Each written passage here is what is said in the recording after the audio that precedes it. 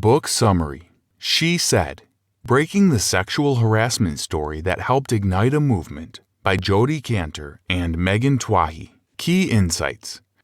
Harvey Weinstein, one of the most renowned and influential Hollywood producers and co-founder of Miramax, was exposed by two New York Times reporters, Jodi Kantor and Twohey, to be a serial sexual abuser. He used his position of power to sexually harass and exploit young women in Hollywood for years. After receiving an email from actress Rose McGowan recounting a sexual assault at the hands of Weinstein, the journalists began investigating the story, uncovering a pattern of ongoing sexual abuse and cover-ups that went back to the 1990s. Kantor and Twohey corroborated the story with evidence and personal accounts from Weinstein's business partners, former employees, and other Hollywood actresses. The article was published in October 2017, despite Weinstein's attempts to smear his accusers and kill the story. The breaking of the Weinstein story launched the nationwide #MeToo movement. Many more women came forward to speak out about their experience with sexual abuse and hold their abusers accountable. Perhaps the most high-profile case to come out of the #MeToo movement was the Brett Kavanaugh case. Kavanaugh was President Trump's pick for Supreme Court nominee when Christine Blasey Ford alleged that she had been sexually assaulted by Kavanaugh in 1982. She testified to her experience at Kavanaugh's nomination hearings, but despite her testimony, Kavanaugh was still appointed to the Supreme Court. The email that started everything. In May 2017, actress Rose McGowan sent an email to New York Times reporter Jodi Kantor. McGowan was known for calling out sexism in show business, and she had recently recounted a story on her Twitter about having been raped by a big-name producer, although she did not specify who.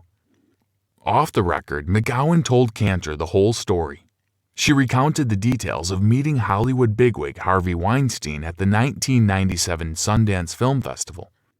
He invited her back to his hotel under the pretense of a business meeting, but when she arrived later that night, he instead trapped her and forced himself on her. Afterward, he propositioned her for a special arrangement. McGowan, disgusted, refused the offer and hired a lawyer. He was able to win a $100,000 settlement from Weinstein, but only on the condition that the entire incident be kept private. After speaking to her editor, Rebecca Corbett, to decide how to proceed with the story, Kantor and Corbett decided to bring in another Times investigative reporter, Twohey, to help dig into the story. Weinstein was both an influential media mogul and very politically connected. He actively fundraised for the Democratic Party, including for important candidates like Hillary Clinton. Because of Weinstein's power and influence, any accusations against him would have to be extensively corroborated before any story could be published. The problem of corroboration. Kantor and Twohey began a further investigation into McGowan's story, but corroborating the accusations proved exceptionally difficult due to the subject matter. They tried getting in touch with other women who had similar unsavory encounters with Weinstein, but many other actresses and former employees of Weinstein were reluctant to come forward. Some refused out of concern for their reputation, while others outright dismissed the allegations as a non-story. Eventually, Kantor made contact with the actresses Marissa Tomei and Daryl Hannah, who were willing to come forward and speak about the pervasive problem of sexual harassment and abuse in Hollywood, despite the fear of possible repercussions in the industry. Finally, Kantor contacted Ashley Judd, who recounted having a similar experience with Weinstein when she was a young actress. She was also invited to a private meeting in his hotel room, but when she arrived, Weinstein, dressed only in a robe, made increasingly aggressive and inappropriate demands before Judd was eventually able to slip out of the room. It seemed Weinstein had a habit of tricking young actresses into meetings before making unwanted sexual advances, and implying that he would ruin their careers if they did not give in to his sexual demands. They were sure there were more victims of Weinstein's abuse, so with Judd's help, Kantor and Twohey reached out to more actresses. Eventually, they got in touch with Salma Hayek, Jenny Connor, Lena Dunham, and Gwyneth Paltrow, all of whom recounted a similar pattern of unwanted sexual behavior from Weinstein. By August of 2017, Kantor and Twohey had dozens of corroborating stories, but the problem was that none of the actresses were willing to go on record with their accounts. The problem of confidentiality agreements. With no one willing to go on record, the journalists needed to find evidence to back up their story in some other way. Twohey searched California's Department of Fair Employment and Housing for records of complaints by Miramax employees, and while a public record hinted at some complaints, there were no paper records and thus no hard evidence. Twohey and her colleagues began to suspect that the reason there were no documented employee complaints about Weinstein was due to the fact that they had signed confidentiality agreements. Because sexual harassment is not a criminal offense, complaints can be, and often are, settled out of court.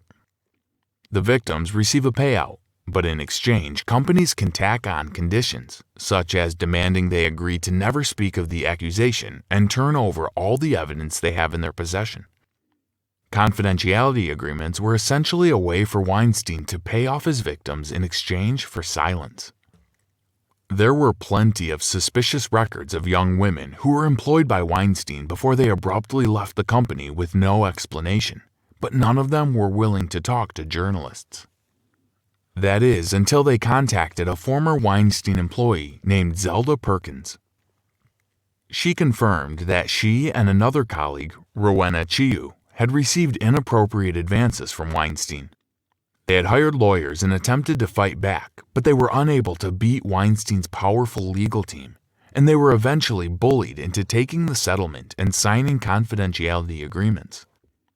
Even so, Perkins was willing to come forward on the record, despite the potential ramifications of breaking her confidentiality agreement. Kantor also got lucky when she finally made contact with a woman named Laura Madden, who had a similar experience with Weinstein while working for him as a production assistant in 1992. Madden was free to talk on the record, as she had never signed a confidentiality agreement. Weinstein goes on the defense. The Times was prepared for Weinstein to defend his reputation and attempt to discredit the story. Dean Baquet, the Times executive editor, advised that neither Kantor nor Twohey should speak with Weinstein off the record. However, when Weinstein's associate, Lanny Davis, reached out to speak to the journalists on background, they, along with their editor Corbett, agreed to meet with him. In the meeting, Davis helped to corroborate McGowan's story, admitted that Weinstein had arranged a settlement with the actress. He also told them that Weinstein was aware of the ongoing investigation. Davis thought Weinstein had no plans to meddle with the investigation, but that was untrue. By July 2017, Weinstein had hired a lawyer named David Boas to help kill the story. Boas and Weinstein then hired Black Cube, a private intelligence firm, to stop the investigation. Black Cube agents, having already manipulated McGowan into leaking her unpublished memoir, began their work surveilling Kantor and Twohey. Weinstein promised to pay Black Cube an additional $300,000 if they successfully killed the Times article. Weinstein also launched a smear campaign against his accusers, while working to improvise his own public image, especially focusing on touting his credentials as an enlightened feminist. In addition to hiring private intelligence, Weinstein also enlisted the help of a lawyer named Lisa Bloom. She was deeply involved in all aspects of Weinstein's defense, including helping discredit witnesses, kill the investigation, and reworking Weinstein's public image. Unlikely allies. Twohey and Kantor now had corroborating accounts from Weinstein's victims, but they needed evidence from Weinstein's business partners before they could publish their story. Erwin Ryder, who had been the Weinstein Company's accountant since 1989, came forward and was willing to work with them, even telling them there were far more recent incidents regarding Weinstein than the ones they were currently investigating. In addition to a personal dislike of Weinstein, Ryder hated the fact that his actions were harmful to the company. He also suspected Weinstein was misusing company funds for his sexual escapades. Kantor and Twohey found another unlikely but powerful ally in Weinstein's estranged brother and business partner, Bob Weinstein. Bob Weinstein was fed up with his brother's behavior, most particularly with how it negatively impacted the company. In the past, he had tried to rein his brother in with contracts, penalties, and professional treatment, and personal pleas to change, but none of it had worked. Wanting to protect the company, Bob Weinstein was willing to talk. With the information from Bob Weinstein and Ryder, Twohey and Kantor were able to publish their first piece on Weinstein in September 2017. The article detailed how Weinstein committed possible fraud by funneling $600,000 from an AIDS fundraiser back to his own investors. The first draft. After the Weinstein article was published, Ryder turned over a memo from a former junior executive named Lauren O'Connor, dated November 3, 2015, that detailed Weinstein's pattern of sexual abuse and history of cover-ups. This memo proved to be the final piece Twohey and Kantor needed to begin writing their explosive piece on Weinstein's history of serial sexual harassment. Altogether, they had 10 accounts of sexual misconduct dating back to 1990, the O'Connor memo, and an on-the-record interview with Laura Madden. When they contacted their other sources, most of them still refused to speak on the record. But Ashley Judd, after taking some time to think it over, agreed to go on the record with her account of meeting Weinstein in the hotel room. Her story became the article's lead. After the draft was completed on October 2nd, Kantor and Twohey reached out to Weinstein for comment. They revealed the details of the story and gave him 48 hours to respond, either confirming or denying the details.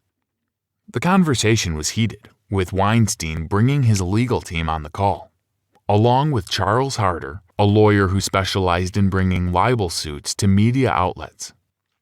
Weinstein also threatened to speak to other friendlier media outlets and let them break the story in a way that would be much more favorable to him. The rise of #MeToo. The Weinstein team intentionally delayed the process. The article was scheduled to be published at 1 p.m. on October 4th, but Weinstein did not send an official response to the Times until 1:43 p.m. The response came from Harder and was 18 pages long. He denied all the allegations, personally attacked Weinstein's accusers, and threatened legal action against the Times, claiming that running the story would violate journalist standards and Weinstein would sue the paper for millions of dollars. After the Times legal team reviewed the response and determined they were safe from legal liability, they decided to publish the article at 1 p.m. the following day, with or without an official statement from Weinstein. The next day, Weinstein's team still tried to stall. However, when Bacat, the executive editor, intervened, Weinstein's team finally sent a rambling, incoherent statement. In it, they announced Weinstein would be taking a leave of absence from the Weinstein Company. At 2:05 p.m., the article was published under the headline, "Harvey Weinstein Paid Off Sexual Harassment Accusers for Decades." After it went live, dozens of more women contacted Kantor and Twohey, including big-name actresses like Angelina Jolie and Rosanna Arquette. They wanted to share stories about their own encounters with Weinstein and were willing to go on the record. Meanwhile, the Weinstein Company, working with Bloom, attempted to do damage control, but board members, knowing it was over, resigned. Weinstein was eventually charged with 2 counts of criminal abuse. The Weinstein story was a catalyst for a national movement. Tarana Burke, a civil rights activist, coined the term #MeToo as a way for women to share their own experiences of sexual abuse. After Weinstein fell, other powerful men, including comedian Louis C.K. and Senator Al Franken, were also called out and identified as sexual abusers. #MeToo became a national movement. However, some criticized the movement, saying that media outlets were too quick to publish stories without verifying the sources. It was too focused only on high-profile cases, and that there was no clear consensus on the definition of sexual assault. The Kavanaugh case. The controversies around the #MeToo movement came to a head in early August 2018. Rumors were circulating that President Donald Trump would be choosing Brett Kavanaugh, a high-ranking judge, as his pick for the Supreme Court. A psychology professor named Christine Blasey Ford alleged that she had been sexually assaulted by Kavanaugh and a friend at a party in 1982. After news of Trump's pick went public, Ford's lawyer, Deborah Katz, reached out to Kantor with Ford's story. Ford was reluctant to go public with her story, but she felt a sense of duty to come forward when she learned of Kavanaugh's appointment. First, she contacted her congressional representative with her story, before detailing her account in a letter sent to the senior Democrat on the Judiciary Committee, Dianne Feinstein. Hearings to investigate the matter was scheduled for September 4th. But with the hearings looming, Ford got cold feet and withdrew her testimony. However, rumors about the allegations were already swirling, and in mid-September, Ford's identity was leaked to the Washington Post.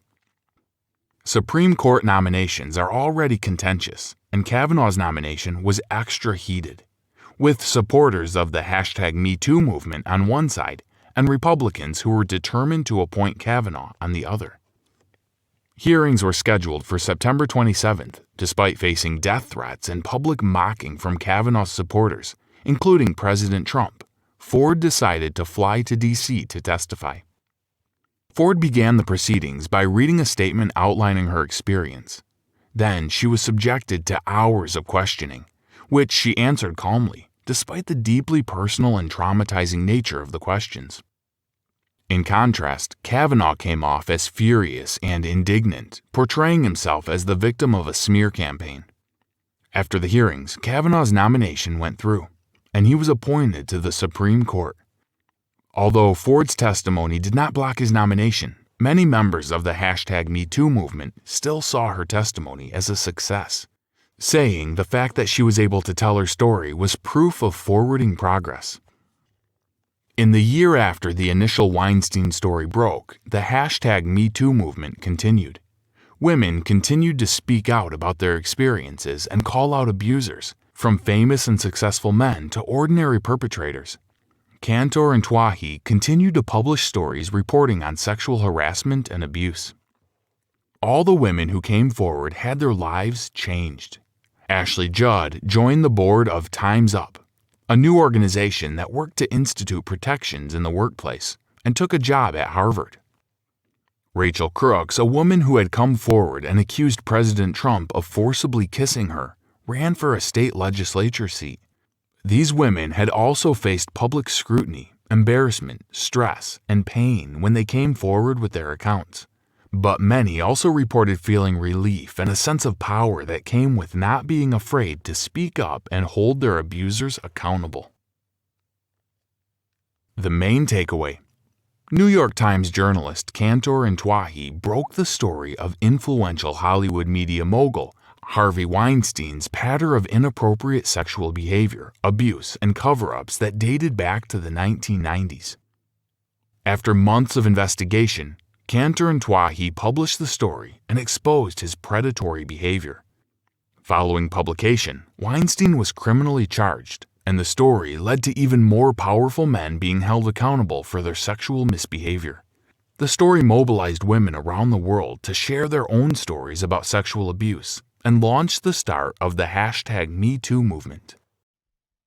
Hi, I'm Rhonda, and this is an exclusive audiobook video recorded for the Audiobook Master Channel.